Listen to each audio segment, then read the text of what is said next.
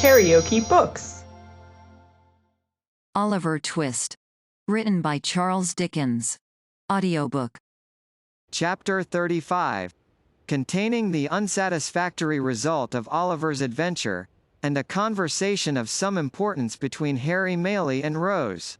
When the inmates of the house, attracted by Oliver's cries, hurried to the spot from which they proceeded, they found him, pale and agitated, pointing in the direction of the meadows behind the house, and scarcely able to articulate the words, "The Jew!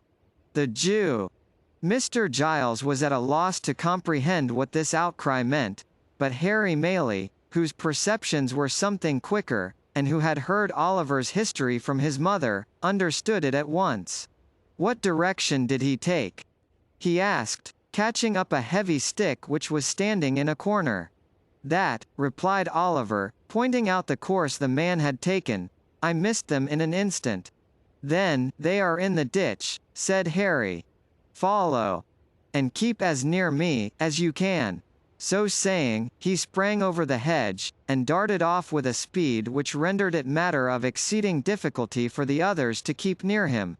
Giles followed as well as he could, and Oliver followed too, and in the course of a minute or two, Mr. Losberne, who had been out walking, and just then returned, tumbled over the hedge after them, and picking himself up with more agility than he could have been supposed to possess, struck into the same course at no contemptible speed, shouting all the while, most prodigiously, to know what was the matter. On they all went, nor stopped they once to breathe, until the leader, striking off into an angle of the field indicated by Oliver, began to search, narrowly, the ditch and hedge adjoining, which afforded time for the remainder of the party to come up, and for Oliver to communicate to Mr. Losberne the circumstances that had led to so vigorous a pursuit. The search was all in vain. There were not even the traces of recent footsteps to be seen. They stood now, on the summit of a little hill, commanding the open fields in every direction for 3 or 4 miles. There was the village in the hollow on the left, but, in order to gain that, after pursuing the track Oliver had pointed out, the men must have made a circuit of open ground, which it was impossible they could have accomplished in so short a time. A thick wood skirted the meadow land in another direction, but they could not have gained that covert for the same reason. "It must have been a dream, Oliver," said Harry Maylie. "Oh no, indeed, sir," replied Oliver, shuddering at the very recollection of the old wretch's countenance. "I saw him too plainly for that. I saw them both, as plainly as I see you now." "Who was the other?" inquired Harry and Mr. Losberne, together. "The very same man I told you of, who came so suddenly upon me at the inn," said Oliver. "We had our eyes fixed full upon each other, and I could swear to him." "They took this way?" demanded Harry. "Are you sure?" "As I am that the men were at the window," replied Oliver, pointing down, as he spoke, to the hedge which divided the cottage garden from the meadow. The tall man leapt over, just there, and the Jew, running a few paces to the right, crept through that gap. The 2 gentlemen watched Oliver's earnest face, as he spoke, and looking from him to each other, seemed to feel satisfied of the accuracy of what he said. Still, in no direction were there any appearances of the trampling of men in hurried flight. The grass was long, but it was trodden down nowhere, save where their own feet had crushed it. The sides and brinks of the ditches were of damp clay, but in no one place could they discern the print of men's shoes, or the slightest mark which would indicate that any feet had pressed the ground for hours before. "This is strange," said Harry. "Strange?" echoed the doctor. Blathers and Duff, themselves, could make nothing of it. Notwithstanding the evidently useless nature of their search, they did not desist until the coming on of night rendered its further prosecution hopeless, and even then, they gave it up with reluctance. Giles was dispatched to the different alehouses in the village, furnished with the best description Oliver could give of the appearance and dress of the strangers. Of these, the Jew was, at all events, sufficiently remarkable to be remembered, supposing he had been seen drinking, or loitering about. But Giles returned without any intelligence, calculated to dispel or lessen the mystery. On the next day, fresh search was made, and the inquiries renewed, but with no better success.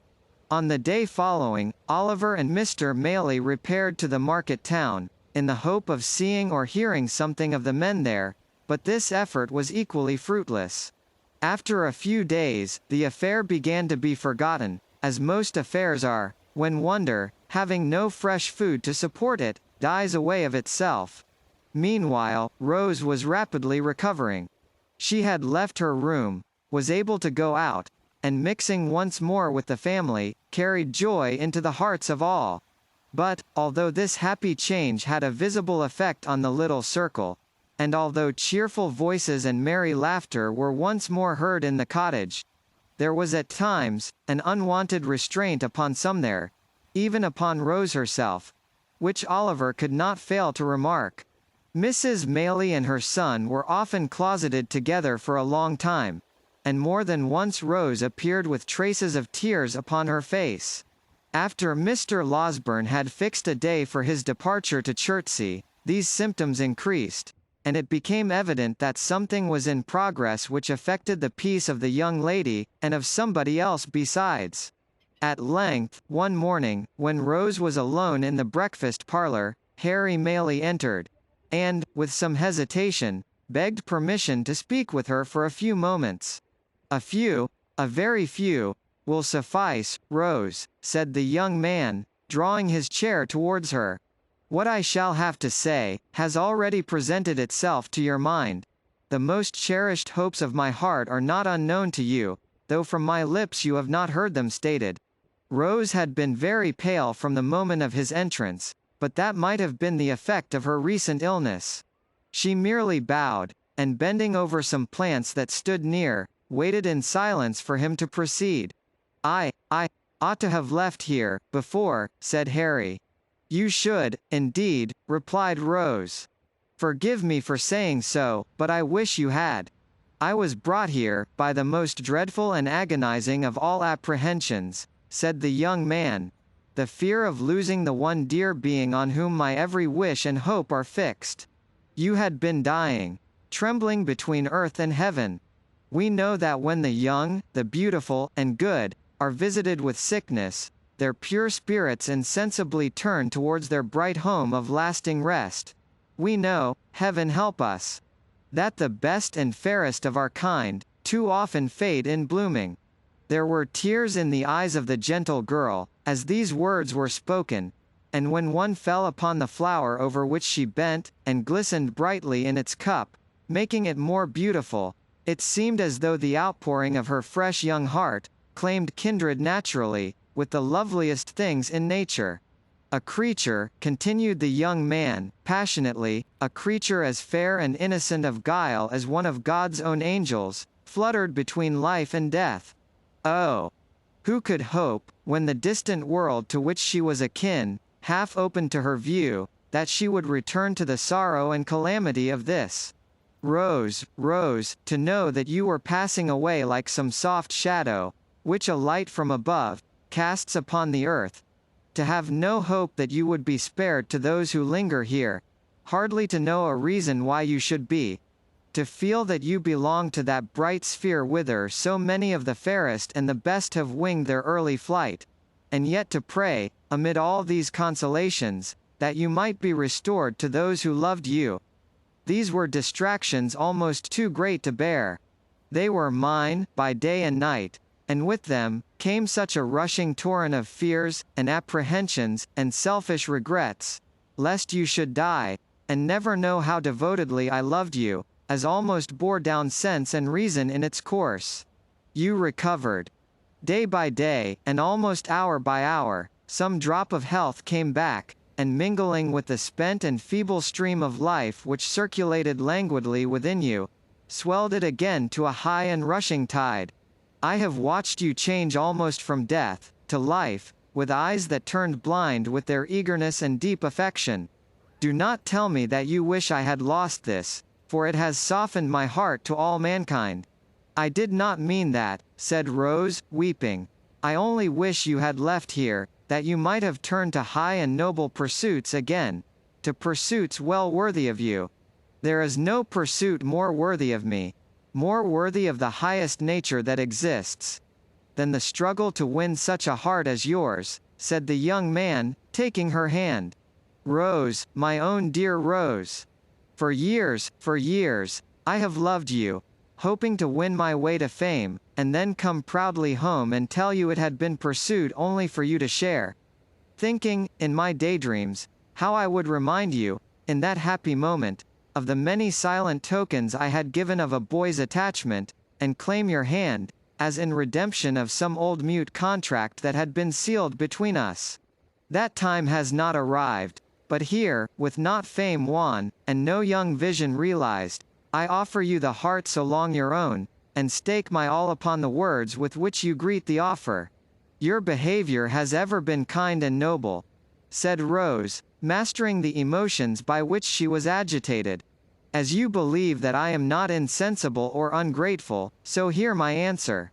It is, that I may endeavor to deserve you. It is, dear Rose? It is," replied Rose, "that you must endeavor to forget me. Not as your old and dearly attached companion, for that would wound me deeply, but, as the object of your love. Look into the world. Think how many hearts you would be proud to gain, are there. Confide some other passion to me, if you will. I will be the truest, warmest, and most faithful friend you have." There was a pause, during which, Rose, who had covered her face with one hand, gave free vent to her tears. Harry still retained the other.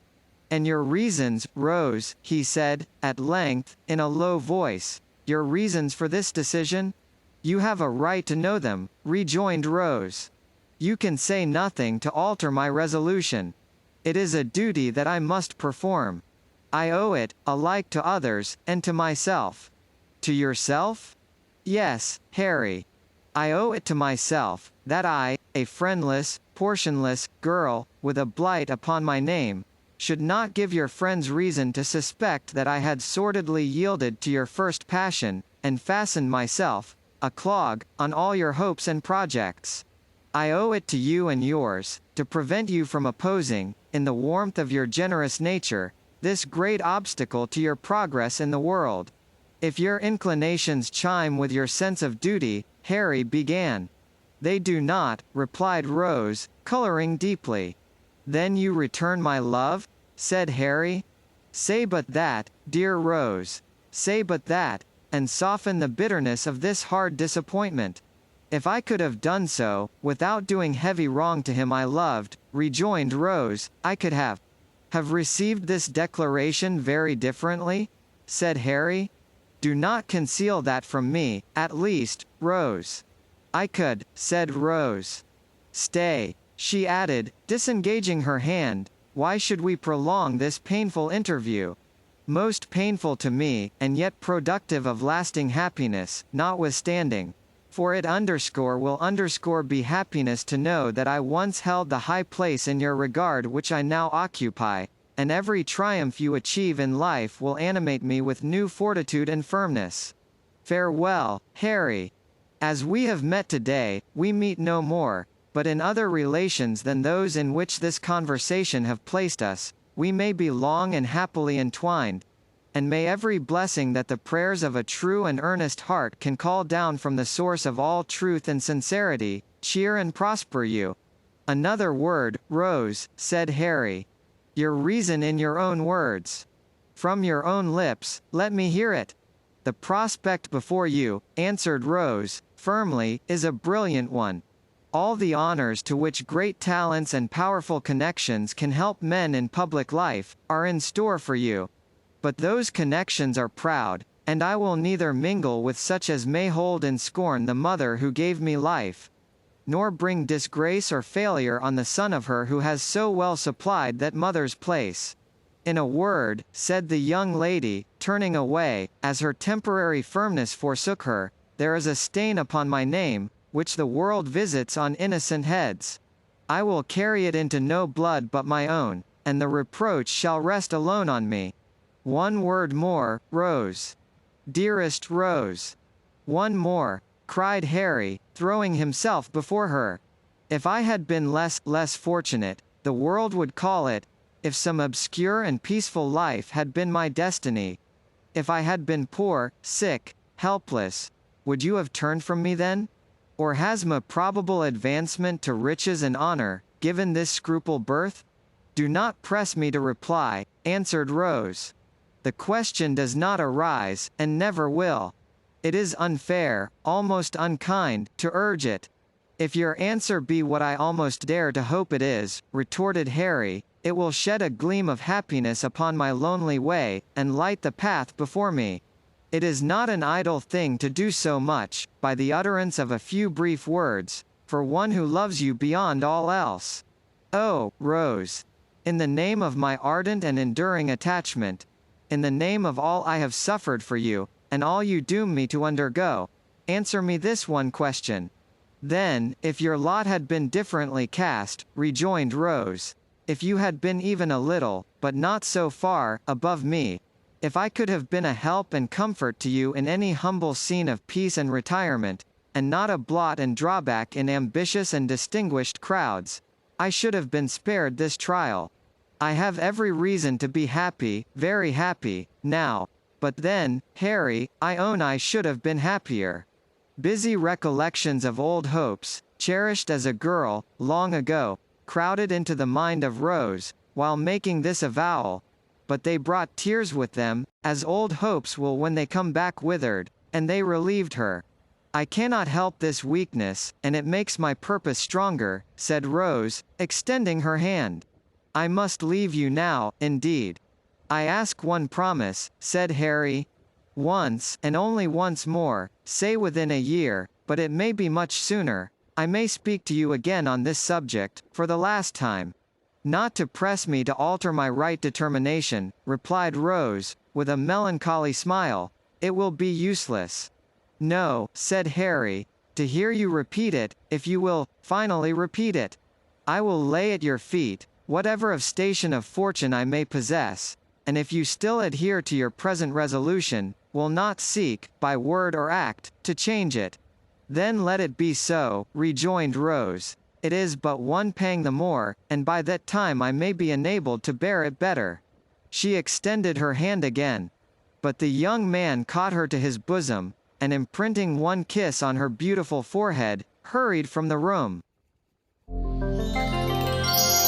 Karaoke Books.